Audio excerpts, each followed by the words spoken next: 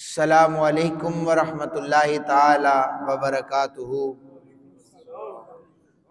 رب ذوالجلال کا ہم پر کروڑوں احسان ہے، اس نے ہمیں ایک مرتبہ پھر اپنے گھر میں بیٹھ کر اپنا اور اپنے حبیب مکرم صلی اللہ علیہ وآلہ وسلم کا ذکر کرنے کی توفیق عطا فرمائی ہے۔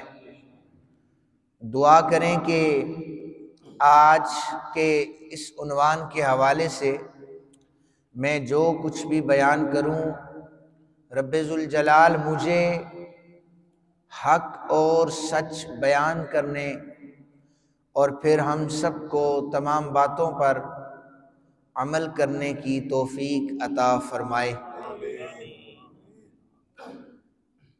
میں نے جو آیہ مقدسہ پڑھنے کا شرف حاصل کیا ہے، اس کا سادہ سا ترجمہ یہ ہے کہ جو شخص آخرت کا خواستگار ہو اور وہ کوشش بھی کرتا رہے اور وہ پھر مومن بھی ہو، تو بے شک جو اس کی کوشش ہوتی ہے اللہ تعالیٰ اسے اس کا ٹھکانہ عطا فرما دیتا ہے۔ یعنی یہ جو پہلا حصہ ہے وَمَنْ أَرَادَ الْآخِرَةَ، جو ارادہ کرتا ہے آخرت کا، کوشش کرتا ہے۔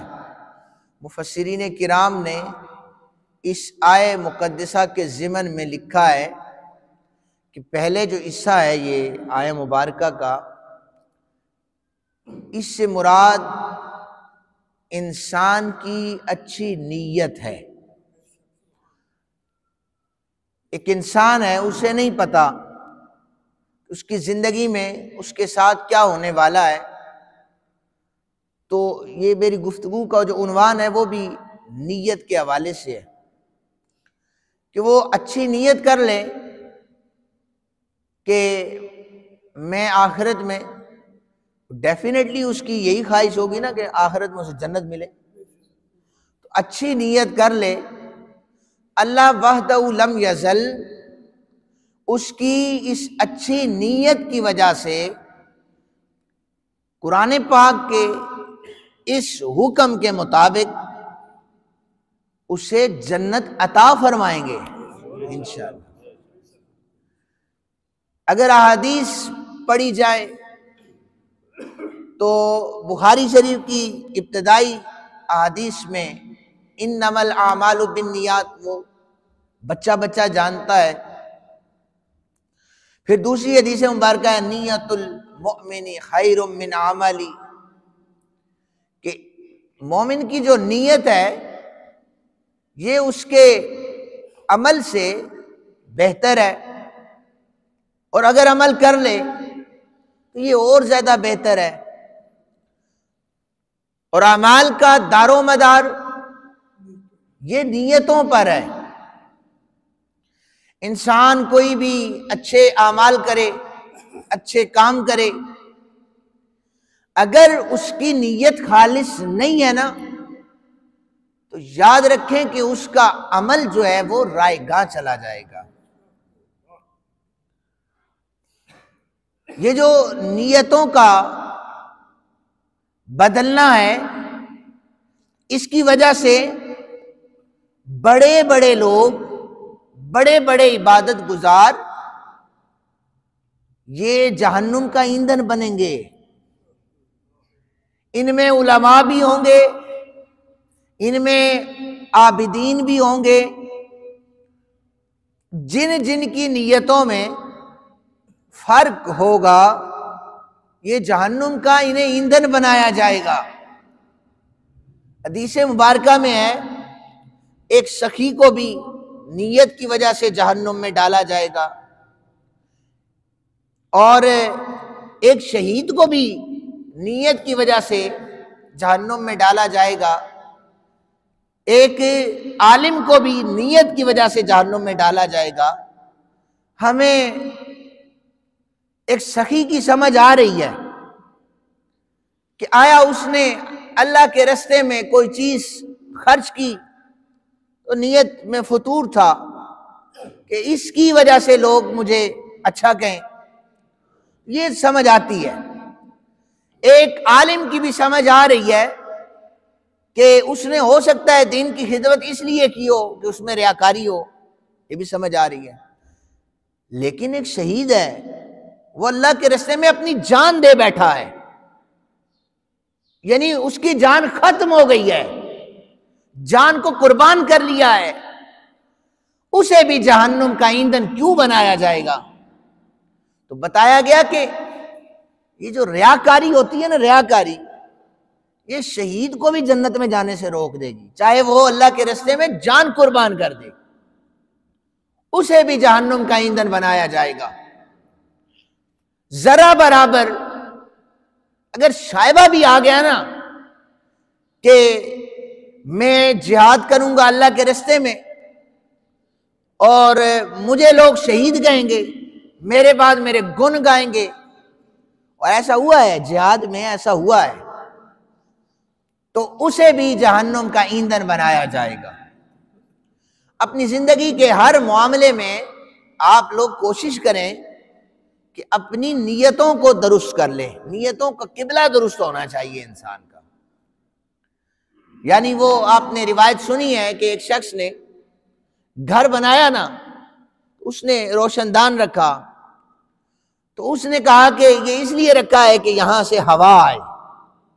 اسے بتایا گیا کہ کاش تو یہ کہہ دیتا نا کہ یہاں سے اذان کی آواز آئے، تو ہوا تو آنی ہی تھی، لیکن تیری نیت اذان کی ہوتی تو رب ذوالجلال تجھے اس نیک نیتی کا ثواب عطا فرما دیتا۔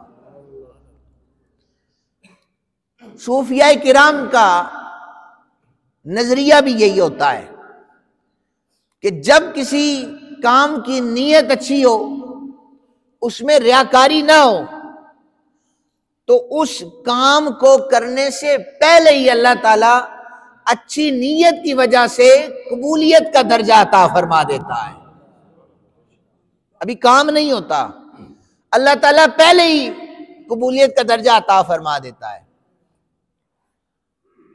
تو نیتیں ہر کام میں انسان کی درست ہونی چاہیے۔ پھر فرمایا کہ اللہ رب ذوالجلال جو ہے وہ نہ تمہاری صورتوں کو دیکھتا ہے اور نہ ہی تمہارے اعمال کو دیکھتا ہے، وہ باریک لم یزل دیکھتا ہے کہ میرا یہ بندہ مخلص کتنا ہے، میرا یہ بندہ خالص کتنا ہے۔ تو ایسی صورت جب ہو تو اعمال کی قبولیت ہو جاتی ہے۔ 5 احادیث میں آپ کے سامنے رکھوں گا۔ پہلی حدیث مبارکہ صحیح بخاری شریف سے میں پڑھ رہا ہوں۔ سید عالم صلی اللہ علیہ وآلہ وسلم آپ نے معراج کی رات ایک شخص کو دیکھا جو جنت میں ٹہل رہا تھا۔ میرے کریم صلی اللہ علیہ وآلہ وسلم نے پوچھا تمہارے یہاں پر جنت میں ٹہلنے کی وجہ کیا ہے؟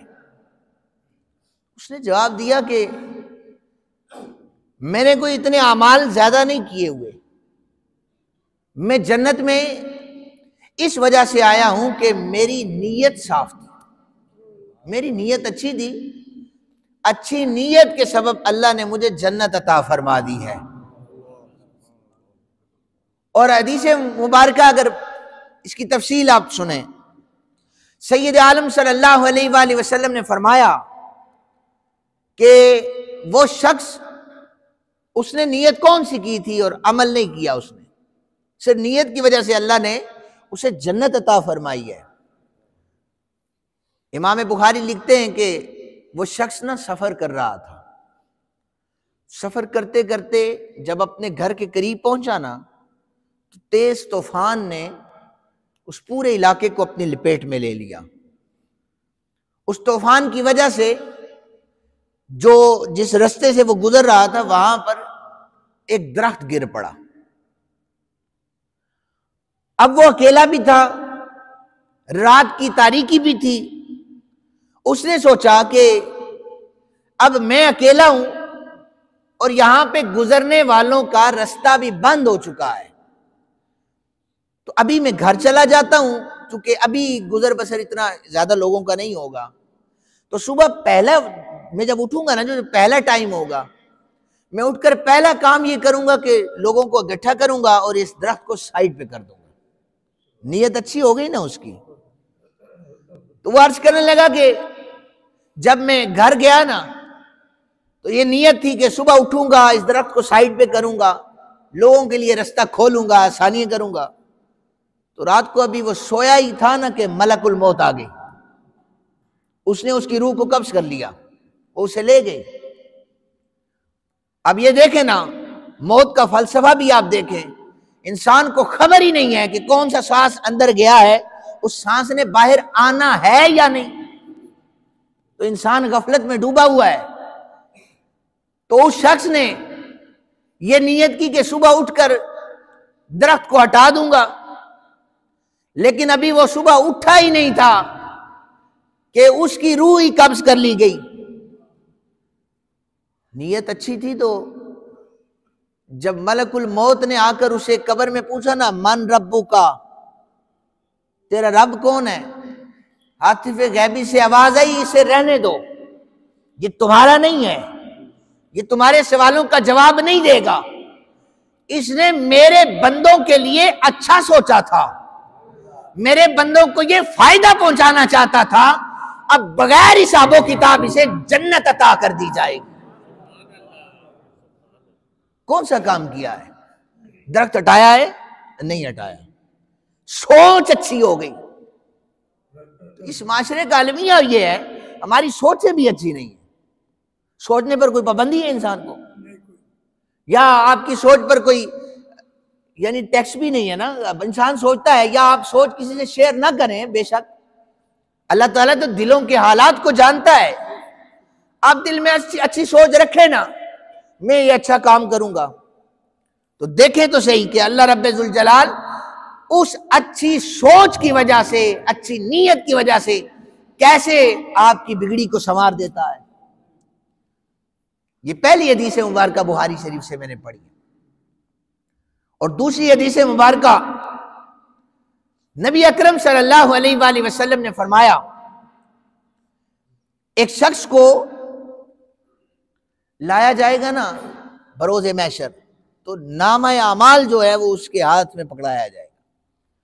اب اسے پتہ ہوگا نہ میں نے کوئی اچھے کام کیے ہیں، نہ کوئی نیکی والے کام ہیں میرے، تو وہ نامہ اعمال کھولے گا، اس پہ لکھا ہوگا اس نے حج بھی کیا ہے، اس نے زکوٰۃ بھی دی ہے، اس نے صدقہ و خیرات بھی کیا ہے، غریبوں کی مدد بھی اس نے وافر کی ہوئی ہے۔ وہ کہے گا مالک یہ میرا نامہ اعمال نہیں ہے، میں نے ان میں سے کوئی بھی کام نہیں کیا۔ اسے بتایا جائے گا تو اللہ کی بارگاہ میں کھڑا ہے، تو نے حج تو نہیں کیا، لیکن تیری خواہش ہوتی تھی نا کہ یا اللہ میرے پاس پیسے آ جائے تو میں حج کروں گا، سوچا تو تھا نا، تو تیری اس اچھی نیت کی وجہ سے اللہ نے تجھے حج کا ثواب عطا فرما دیا۔ تو نے صدقہ و خیرات نہیں کیا، تو نے غریبوں کی مدد نہیں کی، تو نے کوئی وافر مقدار میں اللہ کے راستے میں اخراجات بھی نہیں کیے، لیکن ہمیشہ جب جب کوئی صدقہ کرتا تھا، جب جب کوئی خیرات کرتا تھا، تو یہ سوچتا رہتا تھا کاش میرے پاس پیسہ ہوتا، میں بھی اسی طرح صدقہ کرتا، میں بھی اسی طرح خیرات کرتا۔ وحدہ لم یزل نے تیرے نامہ اعمال میں لکھا ہے اس بندے کو جنت عطا کر دو، کیونکہ اس کی نیت اچھی تھی، اسے حج کا ثواب بھی دو، اسے صدقہ و خیرات کا ثواب بھی عطا کر دیا جائے۔ دوسری حدیث مبارکہ، سوچ اچھی بنائیں نا، آپ لوگ اپنی سوچوں کو اچھا کریں، نیگیٹو کے بجائے آپ پازیٹو سوچیں نا ذرا اس راستے میں۔ ہر کام جس کی نیت اچھی ہوگی، اللہ رب ذوالجلال جو میں نے پہلے عقیدہ بتایا ہے، اعمال سے پہلے اسے قبولیت کا درجہ عطا فرما دیں گے۔ تیسری حدیث مبارکہ سماعت فرمائیے، غزوہ تبوک، آقا کریم صلی اللہ علیہ وآلہ وسلم یہ ایسی جنگ تھی کہ اس جنگ کا اعلان ہوا تھا کہ جس کے گھر میں جو مال ہے اسلام کی مدد اور نصرت کے لیے وہ لے کے آ جائے۔ آپ نے سنا ہے نا، اسی جنگ میں حضرت جناب ابو بکر صدیق رضی اللہ تعالیٰ عنہ، ام المومنین حضرت عائشہ صدیقہ رضی اللہ تعالیٰ عنہ فرماتی ہیں، میں رات کو اٹھی نا، میری آنکھ کھلی تو میرے ابا جان دیواروں پر بھی ہاتھ مار رہے تھے کہ کوئی سوئی بھی ہمارے گھر میں نہ رہ جائے، ہو سکتا ہے جنگ کے میدان میں کوئی کسی کا کپڑا ہی پھٹ جائے، وہ سینہ پڑ جائے، وہ جب حضور مانگے نا تو وہ بھی ابو بکر کے گھر سے پیش ہو جائے۔ تو یہ نیت دیکھے نا، صحابہ کرام کی نیتیں کتنی اچھی تھی۔ حالانکہ اس افراتفری کے عالم میں کہاں پر کسی کو ایسی چیز ضرورت پڑتی ہے، لیکن وہ کہتے ہیں کہ میرے گھر میں ذرا برابر بھی کوئی چیز باقی نہ رہے، اسلام کے لیے پیش کر دوں۔ تو تبوک میں میرے کریم آقا صلی اللہ علیہ وآلہ وسلم نے اعلان فرما دیا، اور پھر اس کے بعد جب وہاں پر سامان رکھا ہوا تھا نا، ڈھیریاں لگی ہوئی تھی، سارے صحابہ اپنے اپنے تئی اپنا سامان لے کے آئے تھے۔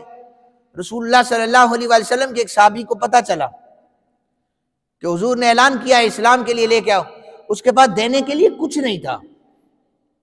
وہ ایک باغ میں چلا گیا اور باغ کے مالک سے کہنے لگا، میں ساری رات تیرے درختوں کو پانی لگاؤں گا، باغ میں تیرے درختوں کی گوڈی کروں گا، تو مجھے پھر اس کے عوض کچھ دے دے۔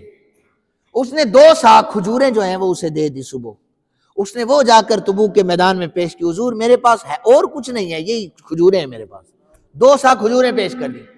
میرے آقا کریم صلی اللہ علیہ وآلہ وسلم نے فرمایا، ان کھجوروں کو، یہ جو ڈھیریاں لگی ہیں نا، مال جتنے بھی پڑے لوگوں کے، بڑے بڑے امیر صحابہ بھی تھے، ان کے مال پڑے ہوئے تھے، تو ان پر ڈھیر پر پھینک دو، چونکہ یہ تب قبول ہوں گی کہ جب میرے اس صحابی کی 2 ساکھ کھجوریں ان میں ایڈ ہو جائیں گی۔ آپ نیت کو دیکھیں، کتنی پیاری نیت ہے ان صحابہ کی۔ تو نبی اکرم صلی اللہ علیہ وآلہ وسلم نے تبوک میں اعلان فرمایا، تو رستے میں چلتے حضور نے فرمایا، میرے صحابہ تمہیں پتہ ہے یہ سفر بہت لمبا تھا، اس میں بھوک پیاس سفری مشکلات بھی تھی۔ حضور نے فرمایا، میرے صحابہ، جو میرے صحابہ پیچھے رہ گئے نا مدینہ پاک میں، تو اس وقت جو اجر ہمیں اللہ دے رہا ہے نا، یہی اجر میرے مدینے میں رہنے والے صحابہ کو بھی عطا ہو رہا ہے۔ یا رسول اللہ، وہ شریک تو نہیں ہے نا، حضور نے فرمایا شریک تو نہیں ہے، لیکن ان کی خواہش تھی کہ اللہ انہیں حرب کا سامان دیتا تو وہ جنگ میں شامل ہو جاتے، اللہ انہیں طاقت دیتا تو وہ جہاد میں شامل ہو جاتے۔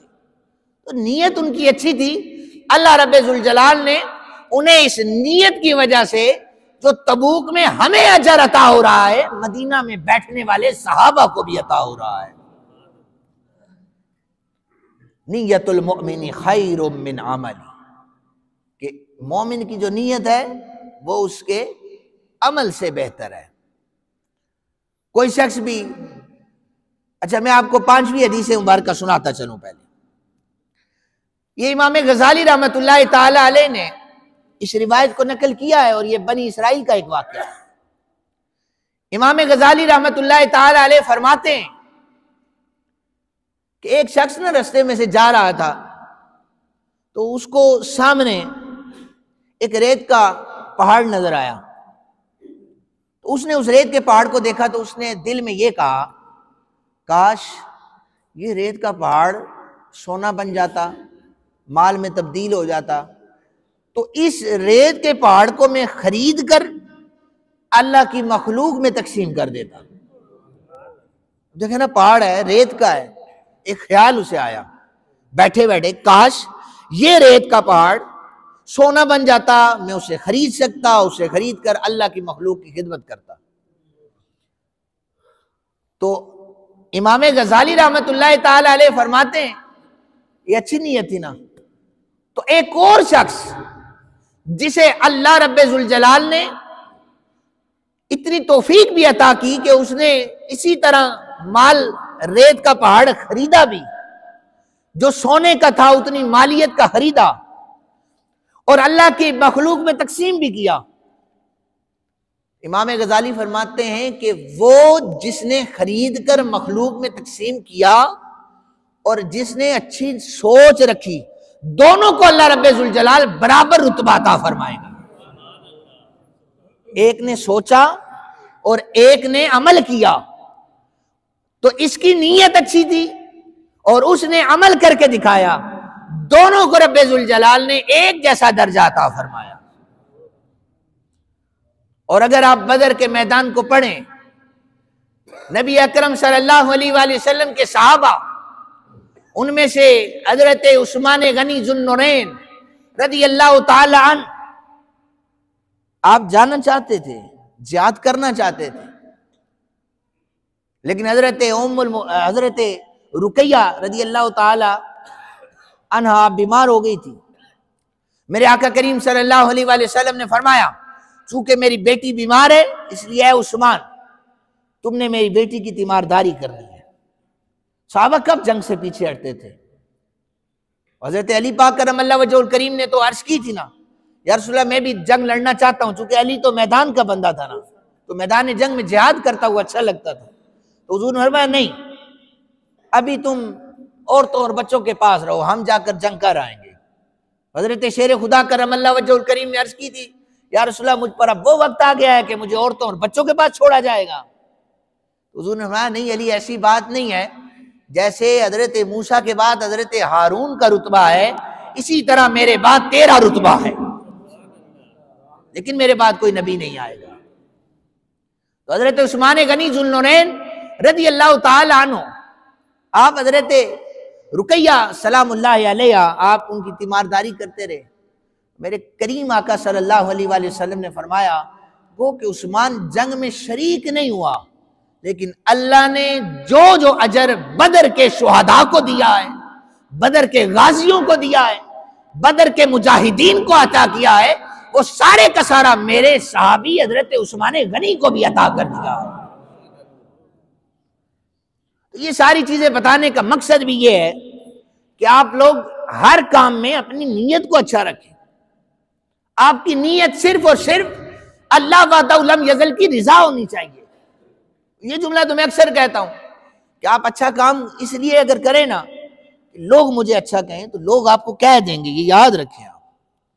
لیکن نبی اکرم صلی اللہ علیہ وآلہ وسلم نے فرمایا کہ جب کوئی شخص کوئی بھی کام لوگوں کے لیے کرتا ہے کہ لوگ اس کی واہ واہ کریں، لوگوں میں اس کا نام آ جائے، تو یاد رکھیں کہ جب وہ اللہ کی بارگاہ میں کٹہرے میں پیش کیا جائے گا، تو جب وہ کہے گا نا کہ میرے اعمال بہت زیادہ ہیں، اترا رہا ہوگا بڑے زیادہ اعمال ہیں، اسے کہا جائے گا جا کر انہی سے اجر لے جن سے دنیا میں مانگا کرتا تھا۔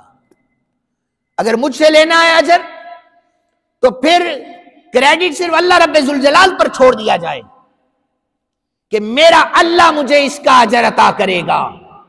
چار بندوں کو نہ پتہ چلے تو کیا ہے؟ ہماری تشہیر بہت زیادہ ہوتی ہے، ہر کام کی تشہیر بہت زیادہ ہوتی ہے۔ کچھ کام ایسے ہوتے ہیں جو ترغیباً کیے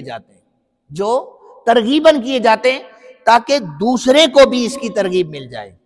جیسے حضرت علی پاک کرم اللہ وجہہ الکریم بھی اور حضرت عثمان غنی بھی یہ ایک صدقہ چھپا کر بھی دیتے تھے، ایک صدقہ سب کو سامنے رکھ کر دیا کرتے تھے، تاکہ دیکھنے والوں کو یہ ترغیب ہو جائے۔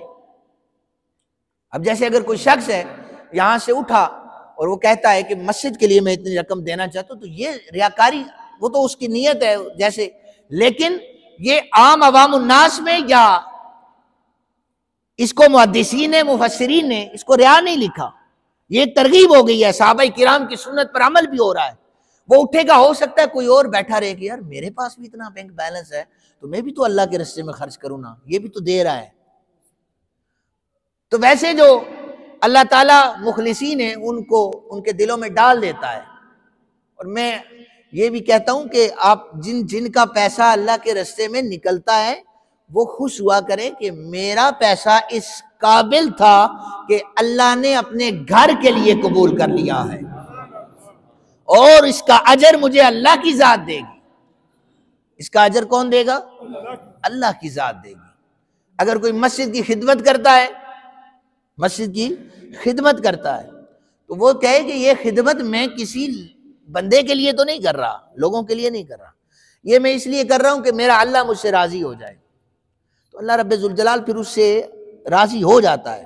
اپنی زندگی کے ہر کام میں صرف اور صرف یہی نیت رکھیں کہ ہمیں اس کام کا اجر اللہ رب ذوالجلال کی بارگاہ سے لینا ہے، تو آپ دیکھیں کہ کیسے آپ کی بگڑیں سنور جاتی ہیں۔ اللہ تعالی ہم سب کو عمل کی توفیق عطا فرمائے۔